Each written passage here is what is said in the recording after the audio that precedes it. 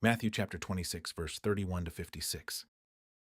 Then saith Jesus unto them, All ye shall be offended because of me this night. For it is written, I will smite the shepherd, and the sheep of the flock shall be scattered abroad. But after I am risen again, I will go before you into Galilee. Peter answered and said unto him, Though all men shall be offended because of thee, yet will I never be offended. Jesus said unto him, Verily I say unto thee, that this night before the cock crow thou shalt deny me thrice. Peter said unto him, Though I should die with thee, yet will I not deny thee. Likewise also said all the disciples. Then cometh Jesus with them unto a place called Gethsemane, and saith unto the disciples, Sit ye here, while I go and pray yonder.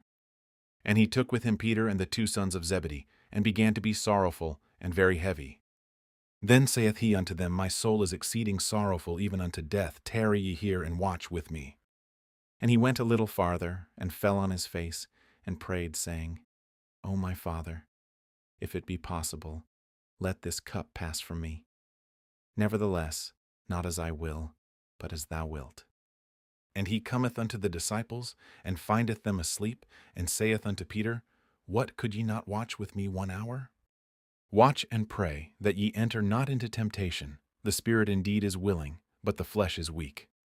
He went away again the second time, and prayed, saying, O my Father, if this cup may not pass away from me, except I drink it, thy will be done. And he came and found them asleep again, for their eyes were heavy. And he left them, and went away again, and prayed the third time, saying the same words. Then cometh he to his disciples, and saith unto them, Sleep on now, and take your rest. Behold, the hour is at hand, and the Son of Man is betrayed into the hands of sinners. Rise, let us be going. Behold, he is at hand that doth betray me. And while he yet spake, lo, Judas, one of the 12, came, and with him a great multitude with swords and staves, from the chief priests and elders of the people. Now he that betrayed him gave them a sign, saying, Whomsoever I shall kiss, that same is he. Hold him fast. And forthwith he came to Jesus, and said, Hail, Master, and kissed him. And Jesus said unto him, Friend, wherefore art thou come? Then came they, and laid hands on Jesus, and took him. And behold, one of them which were with Jesus stretched out his hand, and drew his sword, and struck a servant of the high priest's, and smote off his ear. Then said Jesus unto him, Put up again thy sword into his place, for all they that take the sword shall perish with the sword. Thinkest thou that I cannot now pray to my Father, and he shall presently give me more than 12 legions of angels? But how then shall the Scriptures be fulfilled, that thus it must be? In that same hour said Jesus to the multitudes, Are ye come out as against a thief with swords and staves for to take me? I sat daily with you teaching in the temple, and ye laid no hold on me. But all this was done, that the Scriptures of the prophets might be fulfilled. Then all the disciples forsook him and fled. Matthew chapter 26 continues with the final hours before Jesus' crucifixion. As they leave the Passover meal, Jesus tells his disciples that every one of them will stumble because of him that very night. He quotes the prophet Zechariah, showing that even their failure had already been foretold in Scripture, yet he also gives them hope by promising that after his resurrection he will meet them again in Galilee. Peter confidently insists that he will never deny Christ, even if everyone else does. Trusting in his own strength, he believes he is different from the others.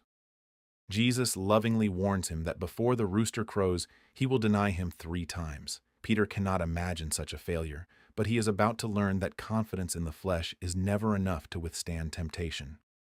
Jesus then enters the Garden of Gethsemane. Here we witness both his true humanity and his perfect obedience.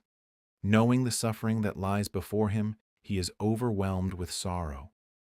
His prayer is not an attempt to escape God's plan, but the honest expression of his humanity, submitting completely to the Father's will.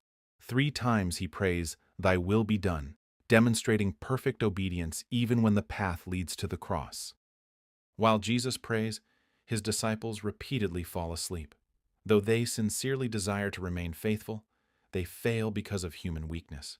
Jesus reminds them that the spirit indeed is willing, but the flesh is weak, teaching them that victory over temptation requires dependence upon God through watchfulness and prayer.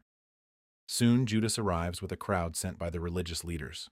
The sign of betrayal is a kiss, an act normally associated with love and friendship. Judas uses a symbol of affection to deliver the Son of God into the hands of his enemies. Even so, Jesus addresses him calmly and willingly allows himself to be arrested. When one of the disciples attempts to defend Jesus with a sword, Jesus immediately stops him. His kingdom will not be established by human violence. If he desired, he could call upon more than 12 legions of angels for deliverance. Yet he willingly refuses because the scriptures must be fulfilled. Every event taking place is moving according to God's predetermined plan of redemption. The chapter ends with the disciples fleeing in fear, exactly as Jesus had foretold. Though they abandon him in his darkest hour, Christ remains steadfast. He alone walks the path to the cross because only he can accomplish the work of salvation. This passage reveals the perfect obedience of Jesus Christ.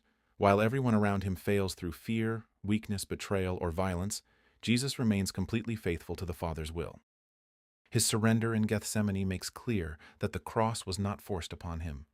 He willingly gave himself so that God's plan of redemption could be fulfilled. Thank you for watching. Subscribe for more KJV Bible teaching. Until next time, search the scriptures. Grace be with you.